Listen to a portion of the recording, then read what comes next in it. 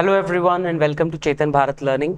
इस वीडियो में हम डिस्कस करेंगे 13 जून 2024 के 5 मल्टीपल चॉइस क्वेश्चन जो कि आज के न्यूज़पेपर में हमने डिस्कस किए। Number 1, consider the following countries. इनमें से how many are the members of G7 grouping. G7 grouping में नॉर्थ अमेरिका से कनाडा और यूएस, यूरोप से UK, France, Germany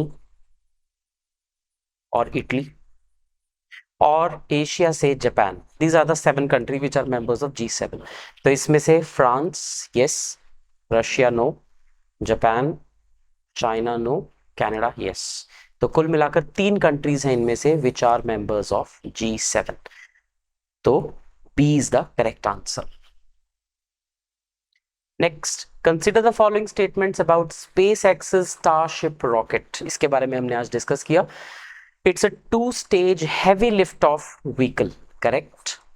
It can carry up to 150 tons of payload to the moon. It can carry up to 100 tons of payload to the moon. 150 tons तो ये लेके जा सकता है लो earth orbit में। तो ये सेकंड स्टेटमेंट गलत हो जाती है। It is a reusable vehicle, correct. So how many statements are correct? 1 and 3. सिर्फ 2 स्टेटमेंट्स इसमें से सही हैं। जो ये स्टारशिप रॉकेट है ये रीयूजेबल व्हीकल है, 2 stage heavy lift off vehicle है, ये दोनों स्टेटमेंट ठीक हैं। लेकिन ये 150 टन्स तक का पेलोड लो अर्थ ऑर्बिट में ले जा सकता है और 100 टन्स तक का मून या फिर प्लैनेट्स पे ले जा सकता है। So B is the correct answer. Next, consider the following disasters. How many of the following disasters are notified under the Disaster Management Act of 2005? तो हमने आज देखा कि डिजास्टर मैनेजमेंट एक्ट में कुल मिलाकर 12 डिजास्टर्स हैं जो नोटिफाई किए हुए हैं। इनमें से कौन कौन से उसमें आते हैं? Tsunami, hailstorm, cloudburst, avalanche, frost and cold, ये सारे उसमें आते हैं। So all of them have to be correct. D इसका आंसर होना चाहिए। इसके अलावा flood is there, drought, right, then you have cyclone. ये सारे कुल मिलाकर 12 इसमें नोटिफाइड डिजास्टर्स हैं।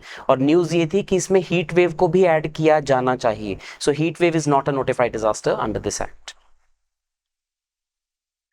नेक्स्ट, सुंडनुक्सिगर वॉल्केनो, जैसे भी प्रोनाउंस होता है, was recently news due to eruptions leading to evacuations of the small fishing town of Grindavik। ये वॉल्केनो कहाँ सिचुएटेड है? ये आइसलैंड का वॉल्केनो है जहां पे रिसेंटली इरप्शंस हुई हैं। So D is the correct answer. With reference to European Parliament, consider the following statements. Its primary function include negotiating EU laws with the member state governments which are represented in the European Council. ठीक है। It also approves the European Union budget and votes on international agreements and enlargement of the bloc. Correct. Like national parliaments, it has the right to propose laws. नहीं, ये right नहीं है European parliament को। वो हर country अपना law अलग से बनाएगी। European parliament can not make law for the entire European union. It can not, can negotiate those proposed by the executive European committee. No, this is not a right that it has.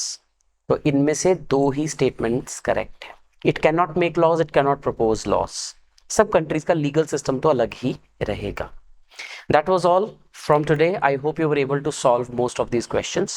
Thank you and take care.